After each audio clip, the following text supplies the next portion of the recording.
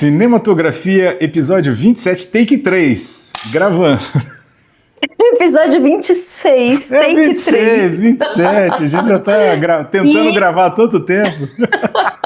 E reiteramos um problema de memória constante desses hosts que aqui se apresentam para vocês. E olha que hoje vamos tentar falar de memória.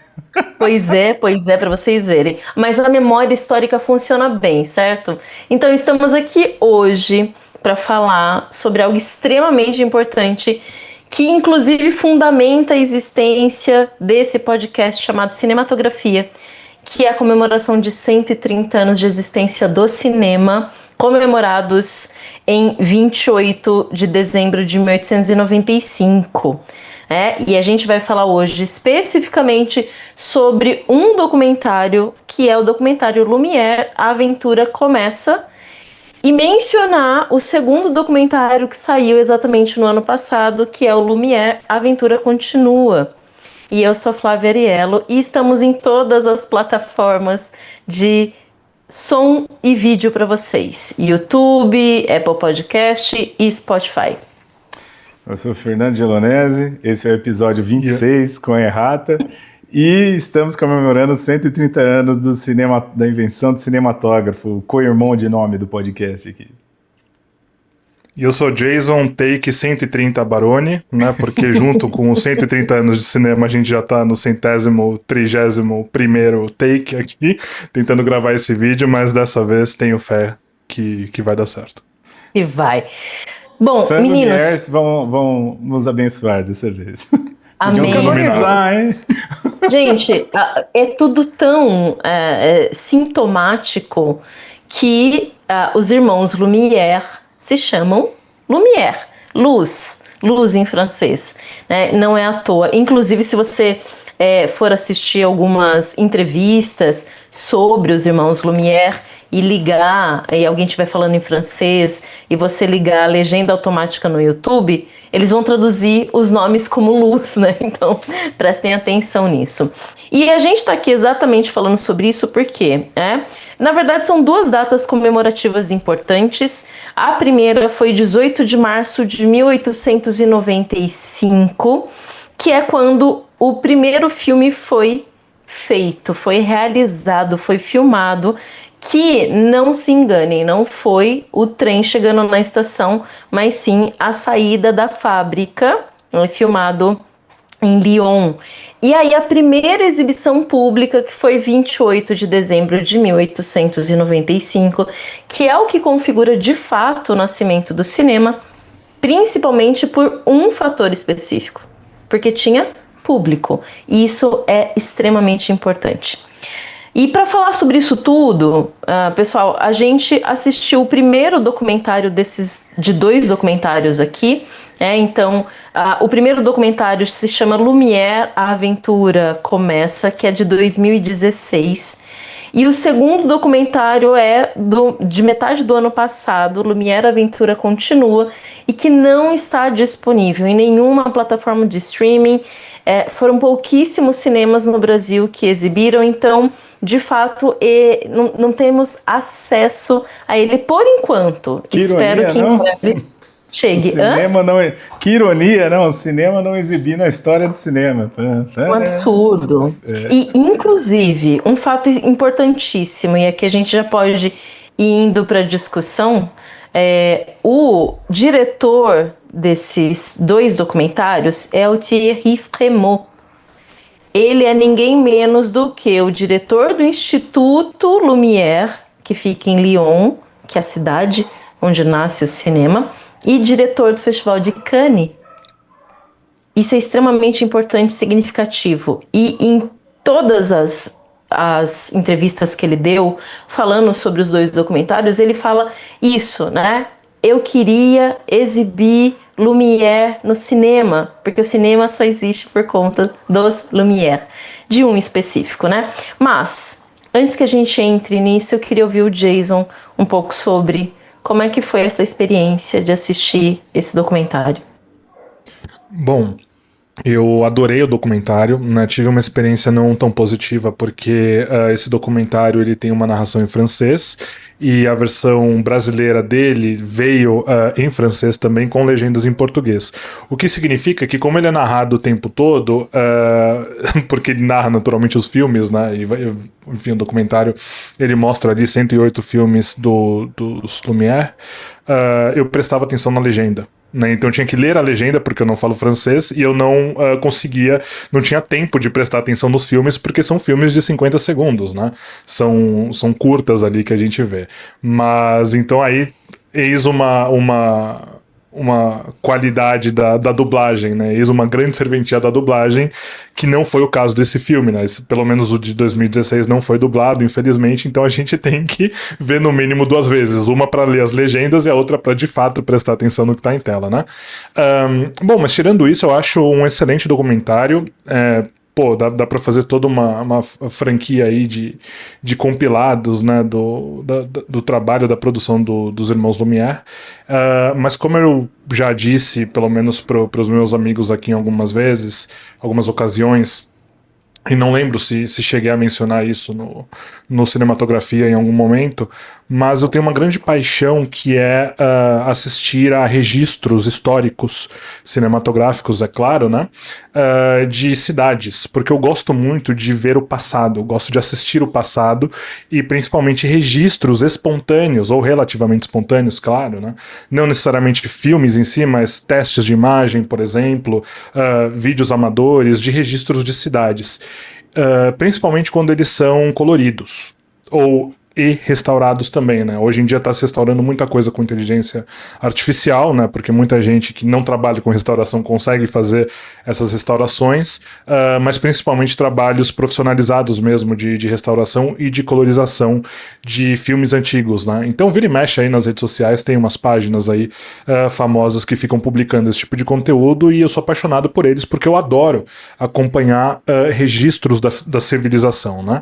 E aqui a gente está falando principalmente do final do século XIX, eu já tinha 100 anos, né, 101 anos, quando os Lumière começaram a filmar ali, mas começo do século XX, então é muito interessante, eu acho fascinante quando a gente consegue pegar o registro dessas pessoas olhando para o cinematógrafo, né?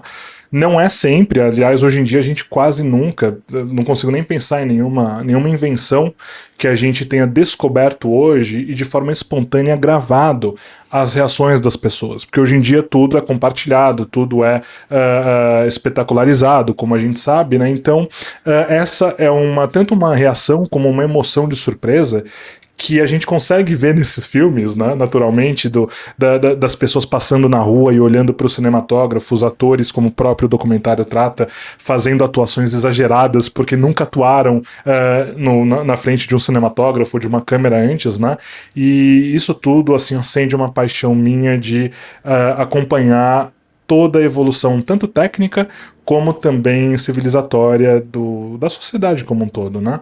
Tudo que hoje eu odeio, que são as pessoas, eu consigo encontrar ali uma paixão muito forte em acompanhar todo esse desenvolvimento e o passado sendo filmado, né? Eu acho tudo isso muito lindo. O bom é que o Jason faz às vezes dos jovens aqui na cinematografia, né? Tipo, odiar pessoas. É muito jovem, odiar pessoas, Jason. Você é muito jovem. Depende. Não, é muito. Os jovens têm essa característica de hoje em dia, preferem cachorros.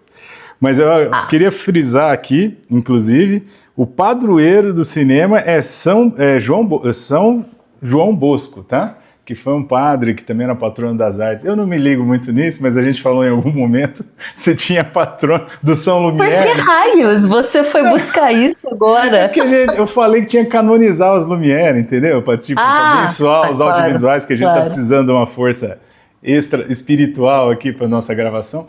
Mas eu acho que é interessante, aproveitando o gancho aqui sobre esse documentário, é porque, de fato, ele consegue apresentar a nós, né, os fãs do cinema, eu acho que todos que gostam de cinema, como o Jason frisou, e você também, Flávio, deveriam assistir, porque ele traz o início de tudo. E é muito legal ver que o início de tudo, as coisas aconteceram muito rápidas. Você vê que os profissionais que operavam o cinematógrafo, né, a gente nem chamava cameraman, né, mas eram auxiliares do Lumière e tal, eles já tinham uma ideia de composição, de enquadramento, de direção de cena, que a gente hoje iria categorizar, né, teoricamente, como mise-en-scène, muito apurada. Aí a gente vê que o cinema é uma arte que ela é sincrética, ela pega emprestado das artes, seja do teatro, seja da pintura, a fotografia estática, né, que já existia antes dela. Enfim, ela consegue capturar um pouco do que era feito de avant-garde da época de cada uma dessas artes e sintetizar em filmes em movimentos. E alguns anos depois, né, algumas décadas depois, ainda acrescentando áudio, que daí já tem mais um outro acoplamento de várias outras artes. Então eu acho que é bonito ver que, embora o cinema tenha 130 anos, tudo isso ou apenas, depende de como você está contando o tempo aí, essa percepção, a linguagem evoluiu muito rápido. E o interesse das pessoas cresceram numa velocidade estonteante também. Então, eu acho que assistir esse documentário sobre os Lumières é entender um pouco sobre a magia de cinema. Seja hoje em 2026, ou seja lá em 1896, né? Perdão. 6 é quando eles assistiram, né? 5 é quando gravaram. As pessoas ficarem embasbacadas. Então, assim, esse poder do cinema de tirar as pessoas de dentro delas e projetar para um outro lugar, esse fascínio que o Jason falou, conseguir é uma janela para o passado, é uma janela para outra realidade, é uma janela para outra situação, mesmo que seja ficcional, né? Eu acho que o cinema já nasce assim e ele segue cumprindo esse papel brilhantemente até hoje. Eu acho que uma das coisas mais legais disso tudo é exatamente a gente ter a possibilidade de hoje, 2025 ano passado, 2026 agora, ou 2016, quando o primeiro documentário surgiu, é de ter em mãos essas imagens que são raríssimas, remasterizadas, como o Jason disse, né, com riqueza de detalhes. Eu lembro quando eu assisti pela primeira vez, né, porque essa foi a segunda ou terceira vez que eu assisti o Aventura Começa. E eu lembro que a primeira vez que eu assisti, eu fiquei completamente absorta naquilo, olhando e falando, meu Deus, é isso. Eu não tô diante só da história do cinema, eu tô diante da história. Porque esse fascínio que o Jason relatou é um fascínio, talvez, de todas as pessoas que têm um mínimo de interesse por história, de falar, meu Deus, como que era Paris em 1895, 96? Como era o Marrocos? Como era Israel? Né? Então, você olha para aquelas filmagens, porque pouca gente sabia que os operadores de cinematógrafo se espalharam pelo mundo, que era uma baita de uma equipe, né, dos Lumière, que saiu por aí filmando. Tem filmagem do Rio de Janeiro, gente. Tem um negócio, assim, é delicioso. Então, isso é uma riqueza histórica que, quando você se dá conta, você que gosta de cinema, né, você que gosta de história, quando você está diante disso, você sabe que você está diante de uma mina de ouro.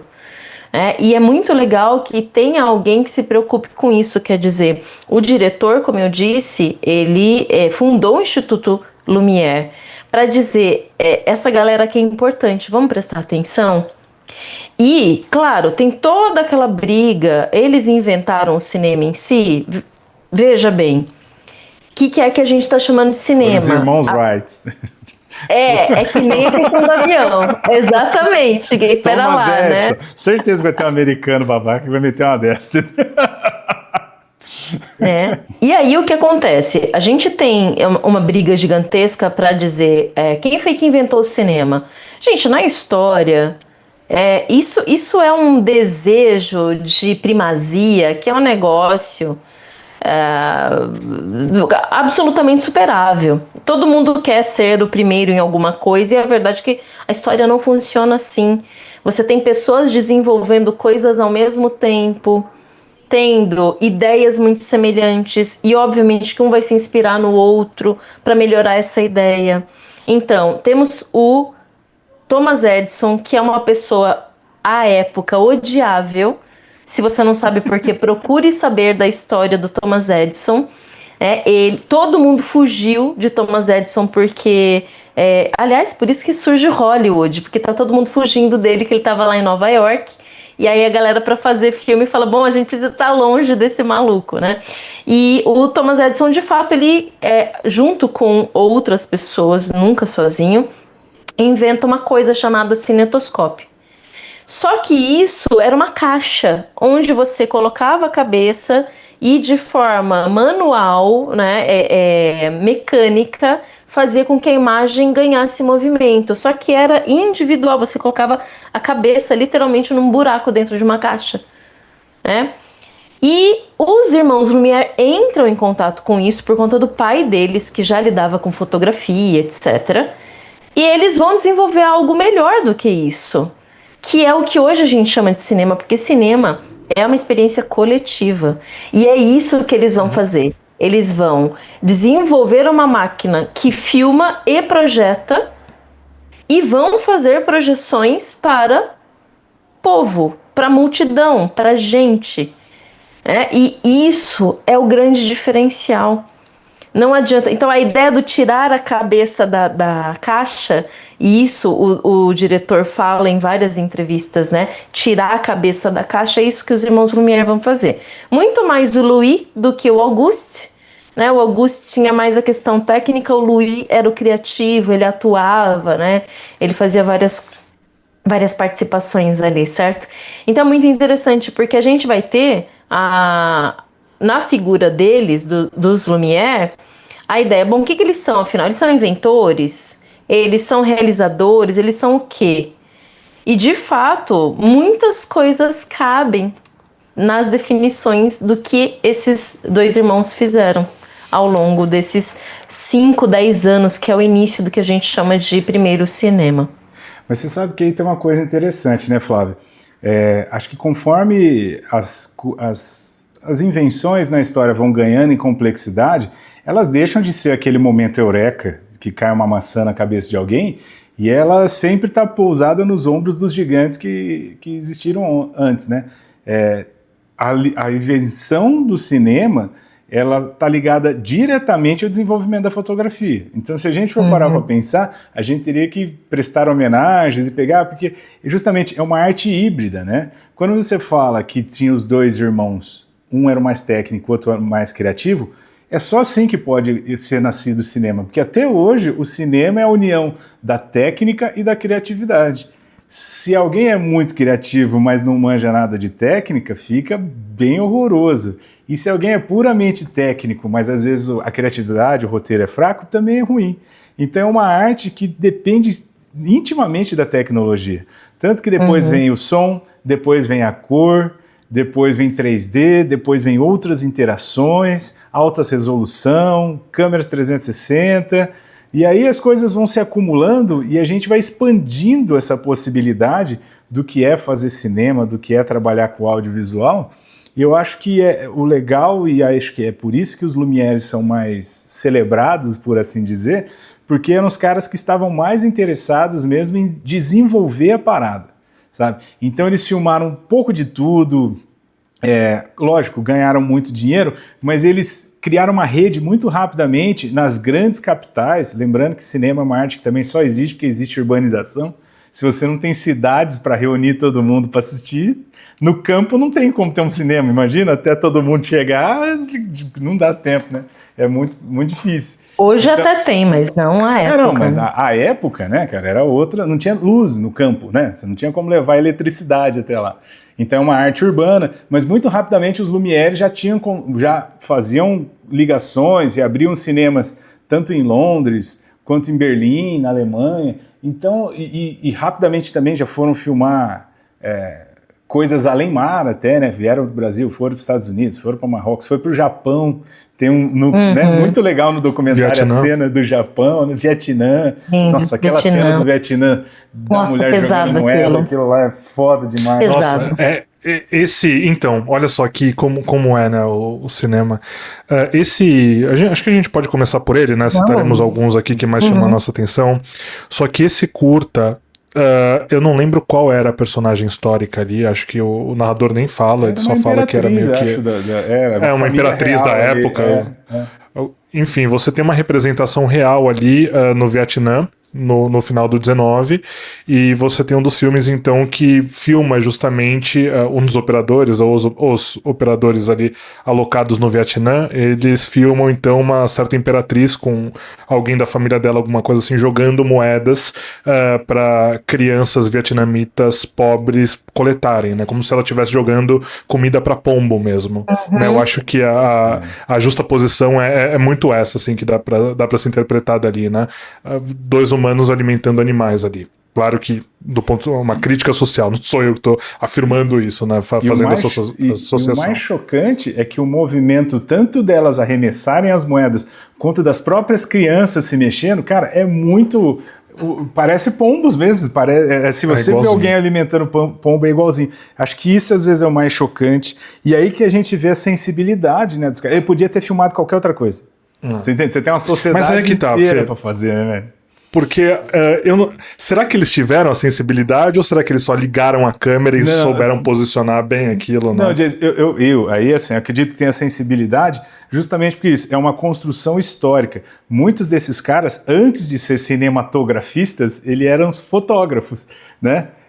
Então eles já tinham a ideia da composição, já tinham a ideia. Até porque, imagina o quão caro era um rolo de filme, mandar esse cara de barco com as tranqueiradas inteiras até o outro lugar. Então, assim, eram pessoas que já eram um pouco preparadas. Tanto que acho que um dos primeiros curtas que vai aparecendo ali na sequência é aquele encontro de fotógrafos, lembra? Que é um barco que começa a sair todo mundo. E eles falam que muito rapidamente, quando os Lumieres apresentam o cinematógrafo projetando para os fotógrafos fudeu, né?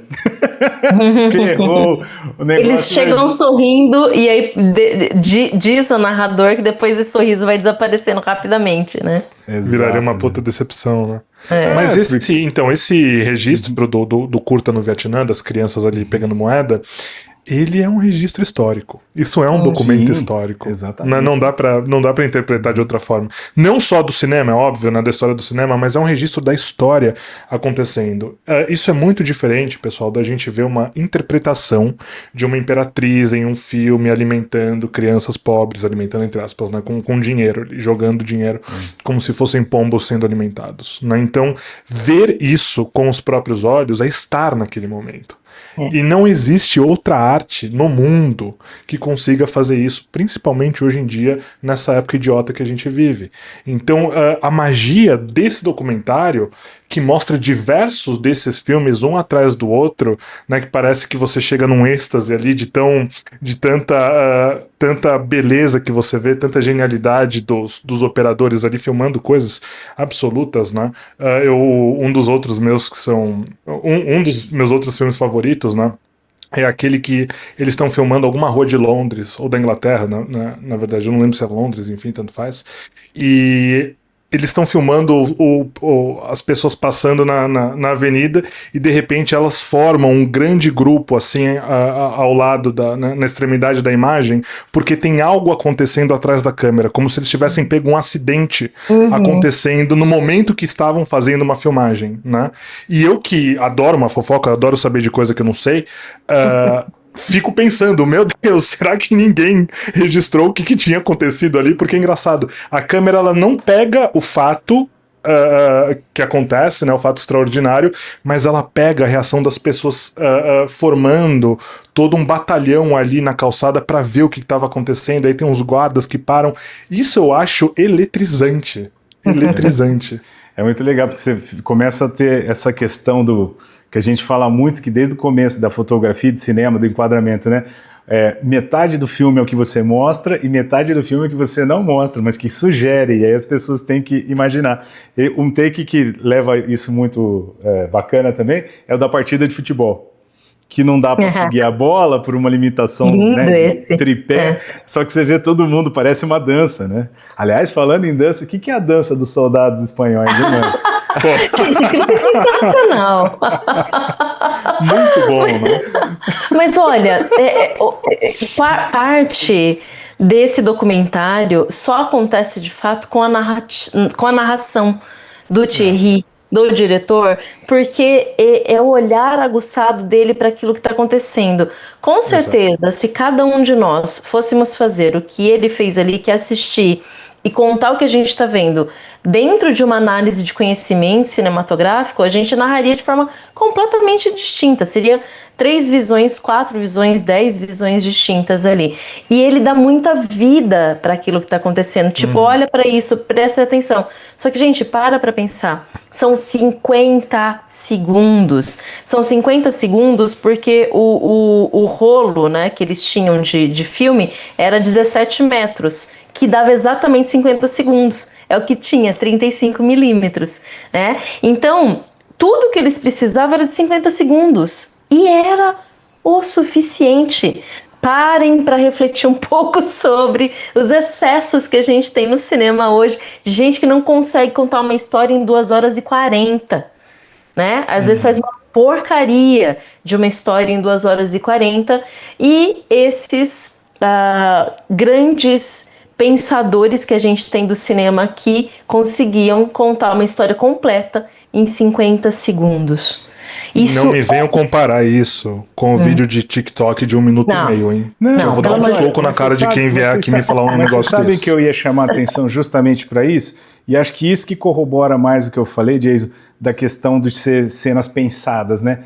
Assim, em 50 segundos dá para fazer muita coisa boa, mas talvez se fosse uma coisa jogada, é como acontece no TikTok. Você abre ali, dá um rec e não acontece nada. Então, assim, acho que a magia do cinema, e esse documentário dos Lumière deixa muito claro, é o seguinte: a narrativa cinematográfica ela é muito rica, porque ela é multifacetada, ela tem vários layers, né, de linguagem. Tem o enquadramento, tem o movimento, tem a ação justaposta ao cenário. Então você vai pegando camada de leitura. Se você souber da linguagem, saber fazer um negócio bom, é isso que ele falou. A cada 50 segundos nesse documentário você vê um desbunde, né, velho? E ali já tinha absolutamente tudo. Exato. Você teria passado, né? Mas ali a gente já tinha tudo. Quer dizer, tem um ponto muito importante e que é mencionado, que é onde colocar a câmera. E isso só quem tem um olhar treinado para saber onde colocar a câmera. Então, uma coisa que eles já estava muito evidente era a profundidade de campo. Se você não tem profundidade de campo, como é que você vai contar uma história em um take de 50 segundos com câmera parada? Lembrem disso, a câmera está estática e a cena está acontecendo. Depois, com o tempo, eles vão mexer a câmera, mas eles mexem a câmera no espaço. Eles não estão com câmera na mão mexendo como a gente vê hoje, mas sim em cima de um barco que está em movimento, né? Em cima de plataformas, em cima de trem. Não, no elevador da Torre Eiffel, certo? Agora, pra mim, a cena, o curta mais lindo, que pra mim ali eu falei, meu Deus, que coisa maravilhosa, e eu tenho certeza que muitos cineastas iranianos se inspiraram, é a cena das lavadeiras do Rio. Nossa, sim. Que são 3 camadas horizontais, em cada uma tem uma coisa acontecendo e a câmera tá parada, só colhendo a beleza daquilo ali. Gente, é de arrepiar de bonito. É muito, cara. Gente, é uma coisa que você só vê assim em uma pintura de Rafael, sabe? Se a gente for comparar com outro tipo de arte em suas origens, assim, porque... Não, é 50 segundos, mas dá pra assistir em 30 minutos disso. Que você volta de novo, aí você lê outra pra ficar coisa, vendo de novo, o negócio lê 25 outra vezes, tranquilo. Eu não queria que tivesse acabado, e que bom que tem outro filme. Provavelmente terá mais um, porque se são mais de 1000 filmes 1422. Que a gente tem, então aqui a gente teve 108 no primeiro, mais 100 no segundo.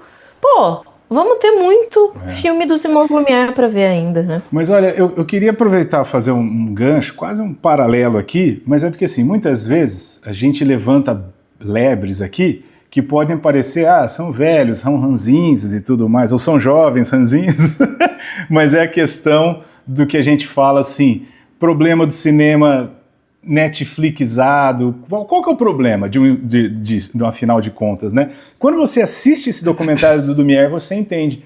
Porque quando o cinema é feito por pessoas que estão preocupadas justamente com isso, de captar a sensibilidade, de montar mise-en-scène, de contar histórias em vários layers e tudo mais, você está proporcionando que o público, ao primeiro contato, às vezes não tem tudo isso de leitura, mas ele sabe que tem coisa boa ali, ele vai se desenvolvendo. O que está acontecendo hoje? Quem que está mandando na produção de roteiro, produção de enquadramento, produção de edição, são executivos da indústria. Então, quando você tem uma lógica de algorítmica, a gente tem que contar o enredo 10 vezes durante o filme porque o pessoal está no celular e não está prestando atenção. Ou quando você tem uma lógica do tipo assim, olha... Puta merda. Você só pode... Vocês já notaram que esses filmes, eles usavam lentes com foco infinito. Então você via primeiro plano, segundo plano, até o final. Hoje, assiste um filme moderno, você não tem mais isso. Porque se você dá muita coisa para a pessoa prestar atenção, ela se perde. Então, claro. Então todas as lentes têm um campo focal muito curtinho. Então isso que a gente está querendo chamar a atenção, que olhar para a história do cinema também é entender a evolução e por que quando às vezes os tios aqui falam, presta atenção, isso daí não dá bom, é resumir ou diminuir uma qualidade de uma arte que no final das contas vai matá-la, vai sucumbir a algo menor. Porque daí as pessoas vão chegar num ponto que não vão nem mais prestar atenção, né? Não conseguem nem mais focar na situação e não vai ter valor. Então, eu acho que isso é importante. Se você vê um filme de um cara que filmou em 1896 e ele é melhor e mais bem enquadrado do que o meu aluno, eu amo meus alunos, mas está fazendo hoje em 2026, tem algo errado, que a gente nunca foi exposto a tanto audiovisual quanto hoje em dia, e os caras não conseguem fazer o que há 130 anos. Então, assim, a linguagem está mudando.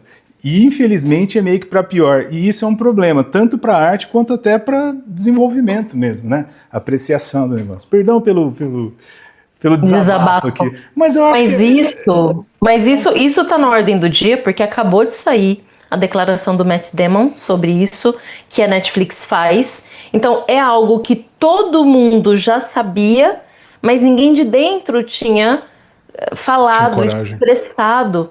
Agora a gente tem certeza. Antes era uma desconfiança muito clara e agora não há dúvidas. E, gente, isso é o que se chama de fato de brain rot. Quer dizer, o cérebro de todo mundo apodreceu, porque as pessoas não conseguem se fixar em nada que tenha, que exija atenção, que exija profundidade, que exija uma capacidade um pouco maior do que 10 segundos de atenção.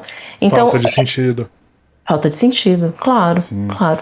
E falta de conseguir começar uma história com começo, meio e fim, apreciar a narrativa, refletir sobre o que viu, se espelhar. Mas acima de tudo, não ter algo que está mastigado, porque existe todo um preconceito em torno do primeiro cinema, também chamado cinema primitivo, por ser primeiro, né? E o preconceito filme preto e branco, mudo, e não tem nada acontecendo. Gente, não tem nada acontecendo, é a vida que está acontecendo. É a vida acontecendo. Diante dos seus olhos. E você não tá prestando atenção. E veja que tem algo aqui muito legal que os documentários deixam claro, que é a tentativa da separação de dizer o seguinte: olha, o cinema feito pelos irmãos Lumière é documental e o cinema feito, por exemplo, pelo Georges Méliès, logo em seguida também na França, é fantasia. Então um tem narrativa, outro não tem. Isso é bullshit, isso é besteira. Não faz sentido porque temos tudo nos dois. Dá para saber que essa ideia de cinema documental passada por esses curtas é tudo pensado. As coisas estavam acontecendo, mas elas eram forjadas também, colocadas ali, principalmente aquilo que era feito dentro da casa deles, dentro, pelos familiares. Então tem essa questão também da memória familiar, que eu achei isso lindo. Essa ideia do vídeo caseiro, de você retratar os primeiros passos do seu filho, a papinha do neném. Quer dizer, isso tá nas origens do cinema. Isso é o que faz com que a gente se veja ali literalmente com aquela arte. Então, isso é brilhante. E não há separação. Tudo é fake. Fake no sentido de tudo é pensado, tudo está posicionado. A realidade, ela nunca é exclusivamente a realidade e a verdade em si, né? Mesmo porque a gente pode se questionar o que são as coisas em si, filosoficamente. Mas o que interessa aqui eu não tenho como sistematizar. Isso é só documentário, isso é só fantasia, certo? Então, parem com essa besteira de fazer essas separações que são muito emburrecidas, né? Eu já resolvi isso assumindo que não existe verdade nenhuma, então não é uma dor que eu tenha mais. Agora, eu ainda vejo, apesar de eu entender o que vocês estão dizendo, eu ainda enxergo uma certa espontaneidade na imagem. E eu vou dar um exemplo. Por mais que você coloque a sua sobrinha na frente de uma câmera, uma criança, e um gato no colo dela, por mais que você plante esta imagem para você filmar, o que sai dali é espontâneo, porque você não controla uma criança e você não controla principalmente um gato que está tão bem remasterizado que parece que é um gato da década de 70 em um filme preto e branco, com a riqueza de detalhes que foi tirada, explorada desse material bruto que os restauradores receberam. É impressionante como essa imagem ela é bem definida, ela é nítida, parece que você está vendo um registro da década de 70 em preto e branco. É impressionante. E aí você tem, isso me encantou demais, meu Deus, o gato tentando pegar a mão da menina ali e ele dando patada no braço dela. Você sabe que é um gato, óbvio, você compara com um gato da vida real. Só que ao mesmo tempo, você está fazendo uma análise comparativa da modernidade que você conhece com os primeiros registros de um gato em tela, com uma criança.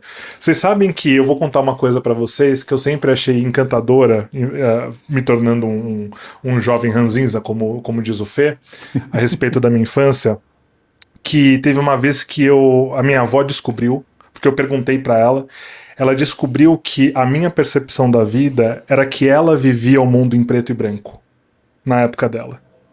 E que eu estava vivendo a minha realidade a cores. Porque eu nasci depois da televisão colorida e ela nasceu antes. Então, quando eu via fotos antigas em preto e branco quando eu era criança, eu jurava que o mundo era preto e branco antes. Eu não tinha realização. Eu não tinha a realização que o mundo sempre foi colorido e que os registros não tinham cores. Então, quando eu realizei que não era isso, eu perguntei pra minha avó, mas você não via as coisas em preto e branco? Como que você enxergava cores na sua época? Aí que ela entendeu e depois eu vim entender a minha dúvida. Mas quando você assiste a um registro antigo como esse, ou quando você olha fotos antigas, você não tem como, claro, tendo um grau de QI mínimo ali, médio, né, que se espera, não tô falando de usuário de TikTok de hoje em dia, tô falando de nós aqui, que apreciamos a arte mesmo não sendo formado nisso. Se você tem um grau de QI mínimo, você automaticamente vai comparar a estranheza do passado com relação ao que você vive hoje. Então, quando você vê, por exemplo, uma rua... Qual que é o nome da cidade deles lá? Lyon? Lyon. Quando você vê uma rua de Lyon, por exemplo, inundada com água, não tem como você não comparar com a sua cidade hoje. E eu sempre falo de São Paulo, que eu sou apaixonado pela minha cidade, apesar dos nossos problemas. Não tem como você não comparar aquilo com a realidade que você conhece hoje. E entender como que as pessoas naquela época reagiam àquilo. Por mais que seja filmado, por mais que seja combinado, qualquer coisa. Em relação a hoje, cara. Não tem como você não fazer essa comparação, porque essa estranheza é a estranheza que é causada pela arte, justamente. Então, eu entendo como isso sendo um prazer que a gente tem de poder acompanhar toda essa evolução do cinema. Pô, a gente tem que convir aqui que, assim, os 130 anos não é absolutamente nada. Nós estamos vivendo hoje o começo do cinema. É que ele tem evoluído como nenhuma arte evoluiu, por conta da evolução da técnica, por exemplo. A técnica tem evoluído, a tecnologia tem evoluído, né? Enfim, as representações têm evoluído, por aí vai. Então, a gente ainda está no começo de uma ciência, de uma arte, né? Foi um ato falho, foda-se, ciência e arte, dos dois, né? A gente está acompanhando o início de uma ciência e de uma arte que só está se desdobrando cada vez mais, só que hoje em cima do comportamento comercial, né? Que aí entra a questão do streaming que a gente está falando e tal. Nossa, realmente. O negócio que eu estava refletindo, Pode falar, Flá. Não, falar só que linda essa visão de criança sua. Não, essa foi demais, Jason. É sensacional, Jason. Sensacional. Se tornou uma criança muito menos ranzinza na mente nossa e dos espectadores. Ou tá todo mundo pensando, como ele ficou desse jeito? Isso é o final do 19, pessoal. Do final do 19 pra hoje mudou muita coisa. A vida aconteceu bastante. Não, mas, porra, bonitinho demais, cara. A gente sempre tem essas coisas quando é criança, é muito bom. O que Só eu queria, criança tem isso. Mano, e é por isso que o mais legal é quando a gente vira adulto, amadurece, mas não perde esse pedaço criança, né? Senão fica muito chato. Nada pior do que um adulto querendo ser adulto. Mas o que eu acho interessante do que vocês estavam falando, né? Que essa visão do documentário é uma coisa que eu lembro, eu dava disciplina de documentário. E na primeira aula com as turmas, eu nem ligava o projetor, eu só ficava discutindo para eles o que era a noção de realidade, de verdade, né? Como vocês falaram, uma discussão filosófica.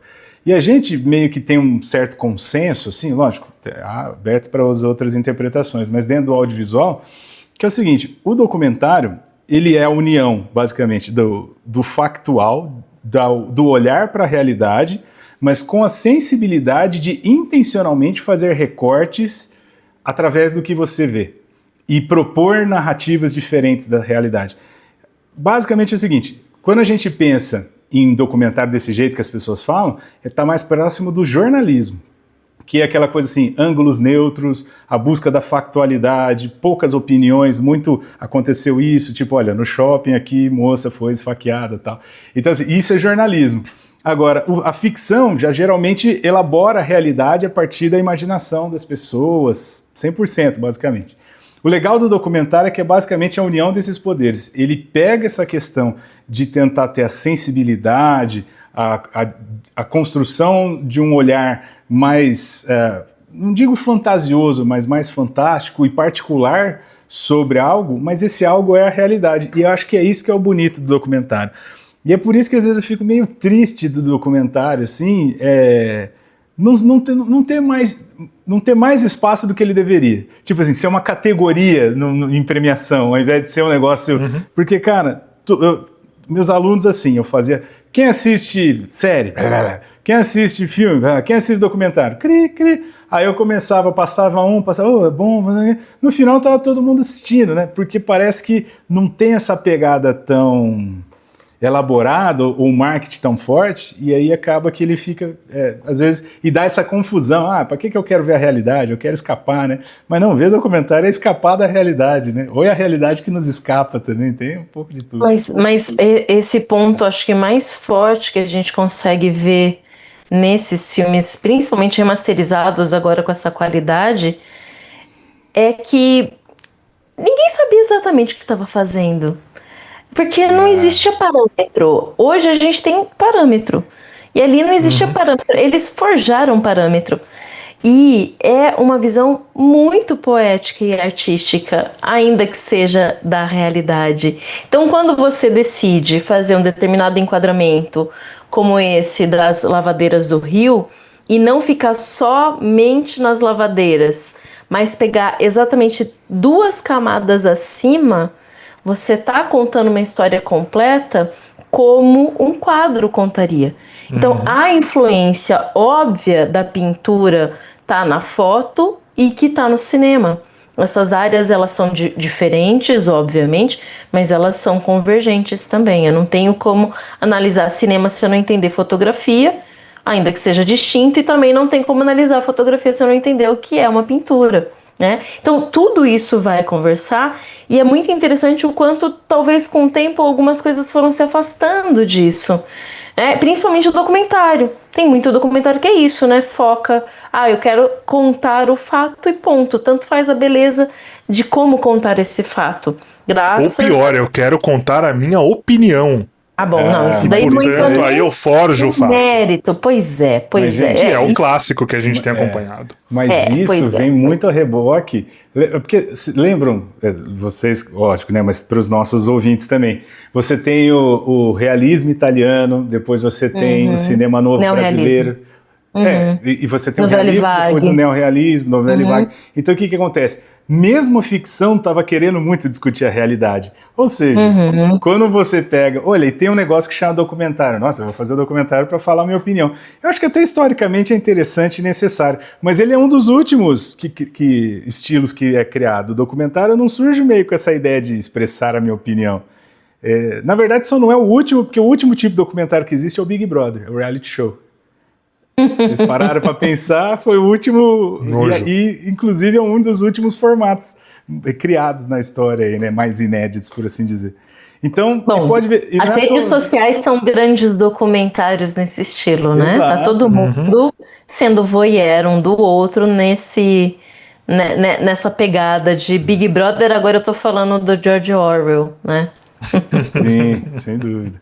Mas, olha, por conta e risco de eu talvez ir parar no sofá, eu queria pedir uma parte aqui para discordar um pouquinho. Falar, eu acho que, assim, tem muita intencionalidade nos caras. Assim, não tem.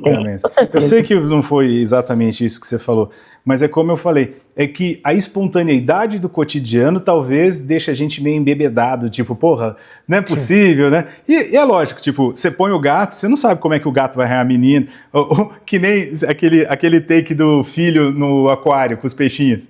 Que chega uma hora que o Lumière entra e fala, porra, não fez nada. Tipo, acontece. Exatamente.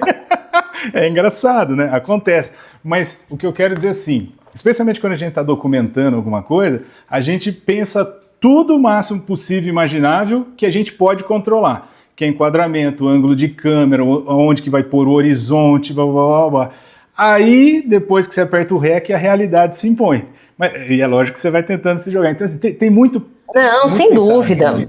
Mas, inclusive, essa história do horizonte aqui, que o diretor nos lembra da conversa entre o Ford e o Spielberg novinho, que a ideia é nunca coloque o horizonte na linha do horizonte.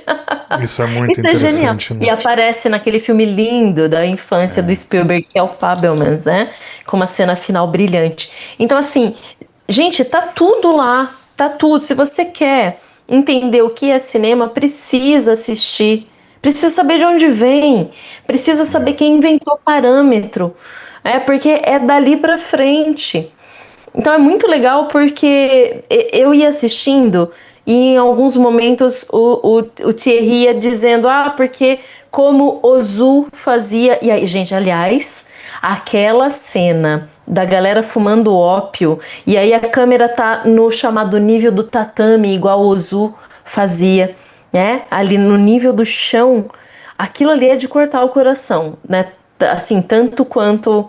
um pouco menos, talvez, né, do que do Vietnã, mas você olha para aquilo e você fala, bom, século XIX, tudo bem, o ópio era liberado, etc., mas dá uma sensação muito ruim, né? E depois ele fala, não, isso daqui lembra a Agnès Varda, e aí teve um determinado enquadramento ali que eu fui pensando em outros cineastas que eu olhava e falava, mas isso aqui tem certeza que fulano viu, depois vai copiar. Não é cópia, é homenagem. Porque faz todo sentido. É lógico. O navio passando na diagonal ali, aquilo virou uma cena do Titanic, por exemplo. Se não fosse a narração, eu não teria feito essa associação, hein?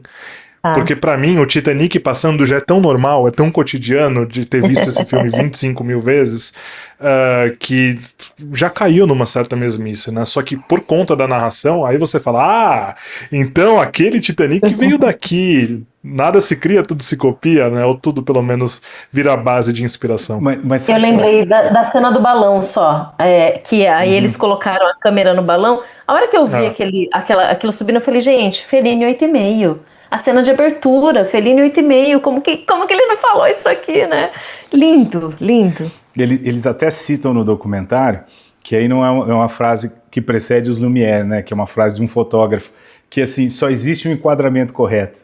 Né? E o que ele quer dizer com isso? Só tem um lugar certo para pôr a câmera, mas ele não quer dizer que tem uma regra para isso, quer dizer que toda situação ela pede a câmera no lugar específico para ela ficar legal. Então, o que acontece muito, né, colaborando com vocês aí, toda vez que a pessoa fala assim, o cara copiou, não é que o cara copiou, é porque alguém, em algum momento, descobriu o lugar certo para pôr a câmera.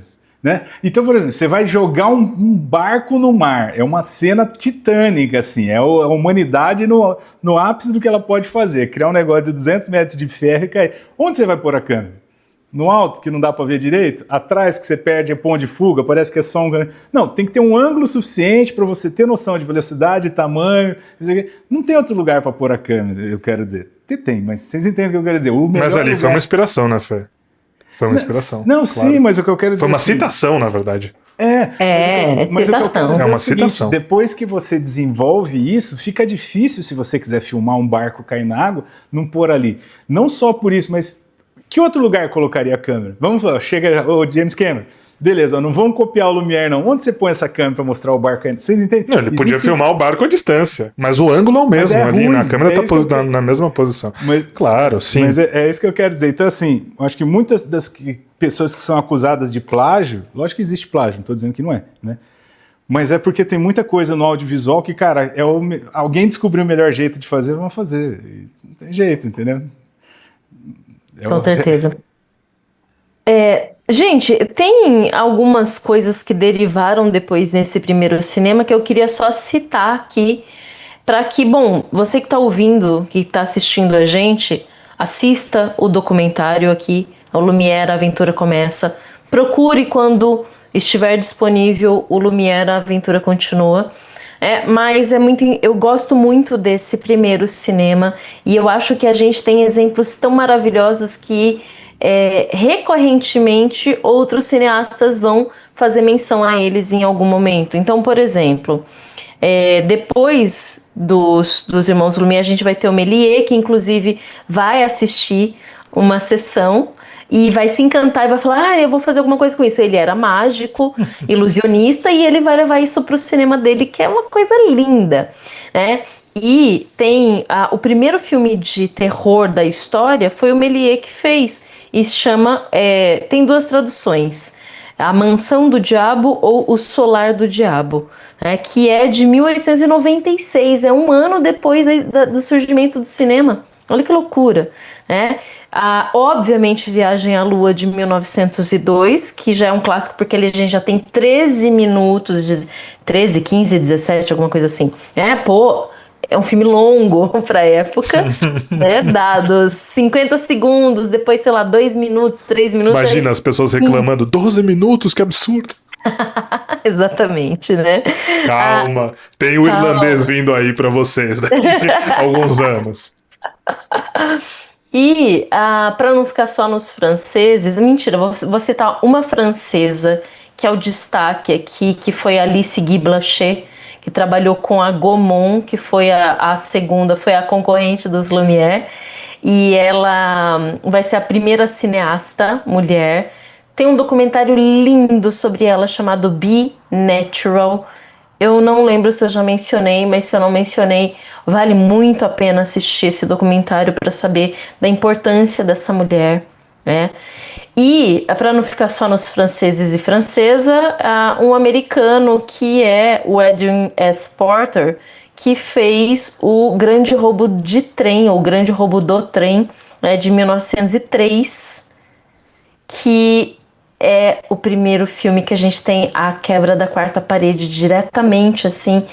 A gente tem alguém que olha para a câmera e atira. É uma dos cortes, né, dos enquadramentos, um dos frames mais famosos desse primeiro cinema. Então, eu estou citando aqui alguns dos mais conhecidos para vocês saberem que, de fato, alguém criou, eu ia falar nada se cria, não, claro, algumas coisas se criaram aqui, mas as referências, elas são bem-vindas, é isso. O cinema é construção coletiva. Alguém fez, outra pessoa vai olhar e vai pensar a partir daquilo e vai fazer algo deslumbrante a partir dessas boas referências, né? Eu adoro o primeiro cinema. Perdão. Posso dar uma contribuiçãozinha aqui, Flá?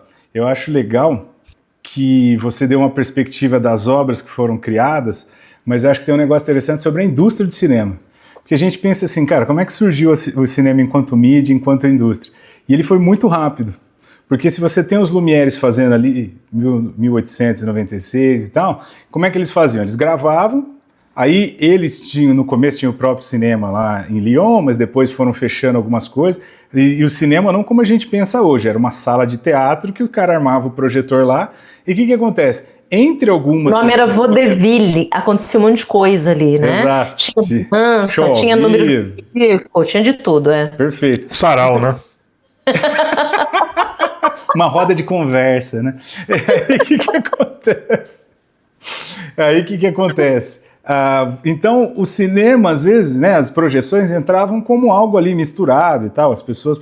Mas, tipo assim, tinha lá, ó, hoje vai ter, e depois sabe-se lá. Mas muito rapidamente, já em 1905, surge o que a gente vai chamar de Nickelodeon. E aí tem o canal que infelizmente acabou de acabar no mundo, que é porque Nickelodeon é Nickel Odeon, que seria Odeon é teatro e níquel é de um níquel. Seria os teatros de um níquel, que virou Nickelodeon. Então o que acontece? Custava bem baratinho e toda a classe operária entrava para assistir. E aí começou o cinema, que era só cinema, e você tinha exibições diárias, várias sessões por dia, que as pessoas pagavam um níquelzinho para assistir o filme. E aí isso em 1905 já. Então em 1905 já começou. E aí o que acontecia? O próprio dono dessa sala de cinema falava, legal, eu estou exibindo aqui, sei lá, Chegada do Trem e tal, mas as pessoas, eu vi que as pessoas já assistiram, todo mundo assim. Então, os próprios donos de cinema começaram a comprar cinematógrafos, fazer pequenos filmes financiados pelas próprias pessoas que assistiam o filme. Isso já nos primeiros anos. Então, assim, é muito louco. Lembra que eu falei assim, foi muito rápido? E foi muito rápido mesmo. É basicamente o modelo que foi durar até recentemente com o licenciamento de bonecos aí, que a gente pode... talvez discutir o que aconteceu com como isso entrou na história do cinema. Mas é muito bonitinho e é muito legal. Então, assim, o cinema ele ganha uma força como indústria e como um papel social relevante na vida das pessoas relativamente rápido, nas áreas urbanas, obviamente. E ele funciona muito bem com essa revolução industrial, né? Ou seja, você tem a hora de trabalhar e tem a hora de se divertir. Então você trabalhava, saía da fábrica, assistia um Nickelodeon e depois ia para casa no dia seguinte, basicamente como ia assistir a novela das 7, das 8 e tudo mais. E isso ajudou a moldar o ritmo urbano do século XX inteiro. Né? Eu não consigo pensar historicamente na existência do século XX sem cinema. Simplesmente é impossível, porque é isso, ele molda. E é muito interessante perceber, né? Essas transformações foram literalmente não televisionadas, né? Elas foram filmadas, né? Então o registro a partir do século XX é outro por conta do cinema. Inclusive as guerras, né? As guerras foram filmadas literalmente. Você tinha cinejornal e depois e o efeito da propaganda. O que o Goebbels fazia? Cinema. Era muito cinema, cara. Então, assim, nada, muita gente já morreu ou já se apaixonou pelo cinema, literalmente. Aí. Total. Mas o cinema ele tem um outro papel importante também, que é a construção da memória, né? Então, o que a gente não viu acontecendo, a gente imagina pelo cinema. Que é muito melhor do que imaginar simplesmente pensando a partir de uma aula, ou até mesmo a partir de um livro, né? Eu adoro imaginar coisas lendo livros e tal, só que o cinema ele funciona melhor do que a nossa memória, principalmente de nós três aqui, né? Se juntar as três não dá uma. Então o cinema... Por isso que é perigoso, por exemplo, você fazer um filme como Napoleão, de grande porte, e inventar história, porque você está literalmente inventando uma história que não existe e que vai ser perpetuada como a impressão de Napoleão para as próximas gerações, né? Então o cinema, ele também conta com uma certa responsabilidade histórica, que nem sempre é cumprida, mas quando acontece bem, você tem aí retratos de guerras, por exemplo, a própria Guerra do Vietnã, que foi super retratada pelo cinema, né? Muito do que a gente sabe foi filmado, óbvio, mas também os grandes horrores foram tratados pelo cinema, né? Os bastidores da Guerra Fria, por exemplo, que realmente acontecia fora das discussões políticas, né? Enfim, tá tudo aí. Mas você sabe que isso é uma das coisas que a nós da história nos preocupa, pelo menos quem lida com o cinema precisa se preocupar, que é o seguinte, com certeza o cinema ajudou a construir memória, aliás, todo documento histórico é uma construção de memória. E quando eu digo construção, porque o historiador é quem vai delimitar o que é que vai ser deixado para a história. E isso é algo que Mark Bloch dizia, Le Goff dizia, enfim, os grandes historiadores diziam, né? A história é o recorte do que o historiador deixou pra gente.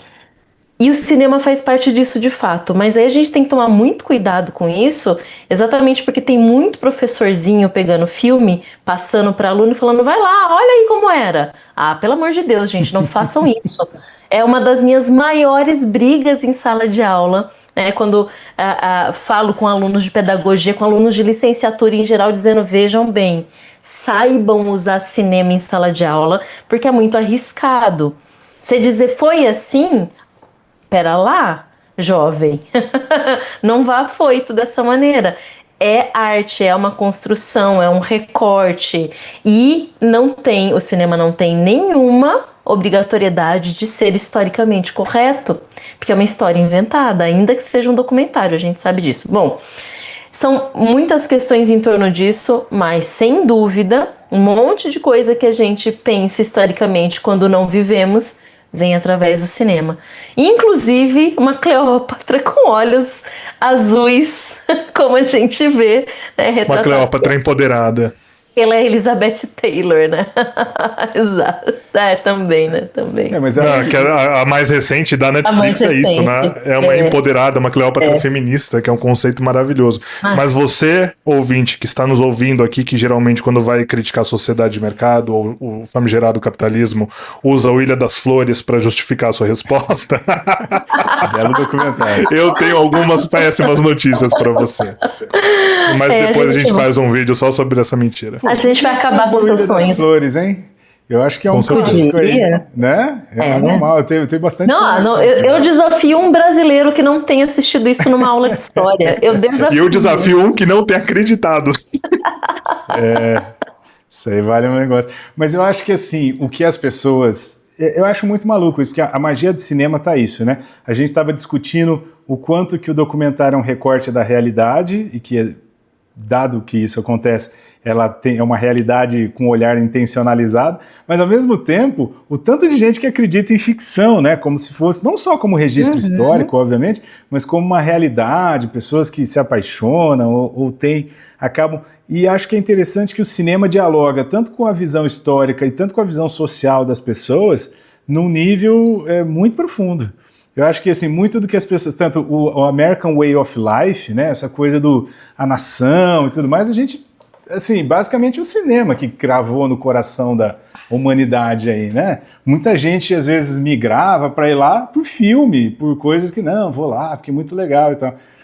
E o que eu acho que e o que eu acho mais interessante disso é justamente assim, esse diálogo entre realidade e cinema, ele se retroalimenta.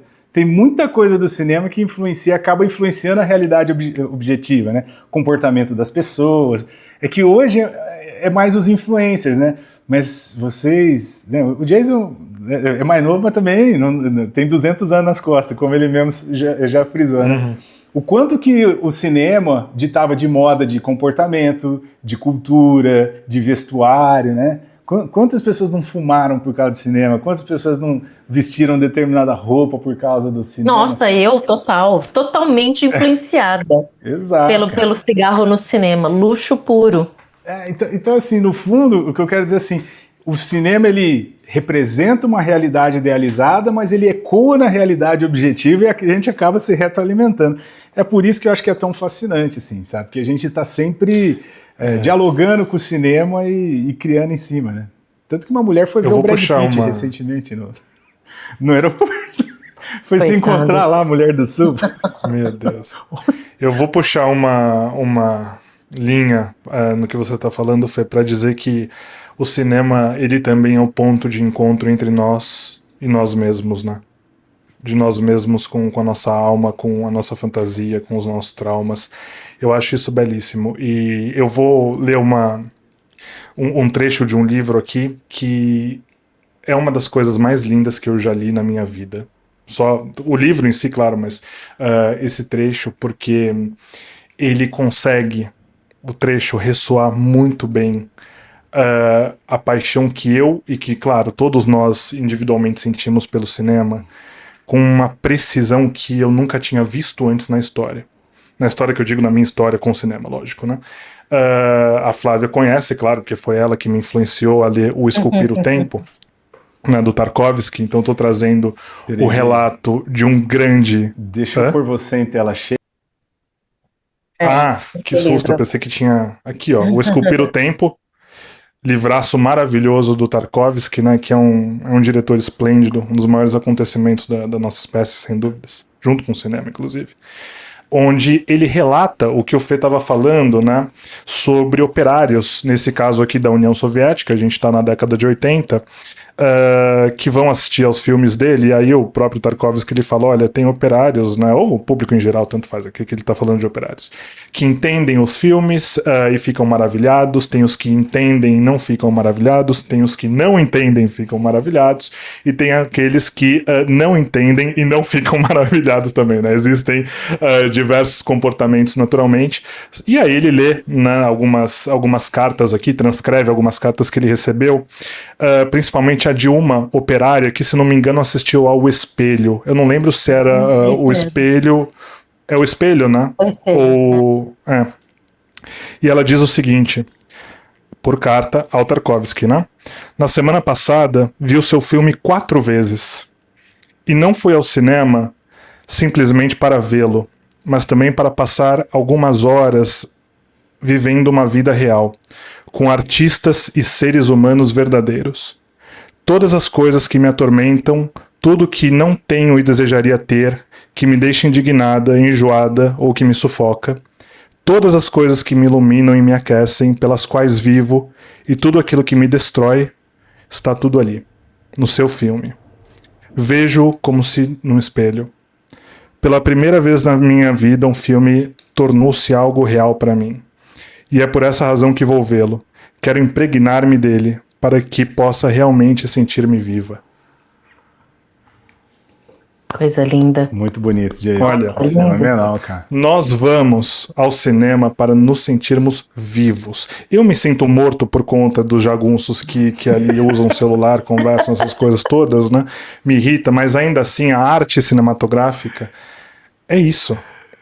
É o nosso encontro com a nossa própria humanidade, com as nossas fantasias, como eu falei, com os dramas, com as nossas comédias, né? A comédia sendo retratada lá pelos Lumière no final do século XIX. Não tem como não enxergar essa beleza tão escancarada no cinema primitivo ou nesses primeiros anos do cinema e no cinema atual, né? Quando, sei lá, a gente vai ver Sentimental Value, vai ver Train Dreams, apesar de que Train Dreams não é na sala de cinema, né? Por conta da Netflix, essa merda é na televisão, mas enfim. E é por isso que a gente continua apreciando as histórias que a gente ainda tem para contar, né? Porque elas falam sobre nós mesmos ainda. E o que eu acho mais maluco disso tudo, né, Jason? Você estava falando de uma operária que tinha assistido o filme. Tudo bem que se ela escreveu uma carta, ela pelo menos é alfabetizada. Mas imagina o quanto que o cinema não democratizou o sonho. Porque tinha muita coisa que a gente só acessava realidades, ideias através da literatura, mas tudo bem, tinha uma tradição oral aqui e outra ali. Alguém lia alguma coisa para as pessoas, alguém letrado, né? Mas essa democratização de você, com alguns centavos, entrar dentro de uma sala e se teletransportar para uma narrativa totalmente diferente. Imagina quem assistiu, sei lá, Lawrence da Arábia e nunca tinha pisado num deserto, você entende? É uma coisa, né, que você fala, caramba, que loucura, e né? É uma operária falando, eu fui 4 vezes na semana ao cinema para poder me encontrar no seu filme. Quando eu li isso pela primeira vez, eu fiquei emocionado, muito emocionado. E lembrando que esse é o filme mais difícil do Tarkovsky de assistir, O Espelho.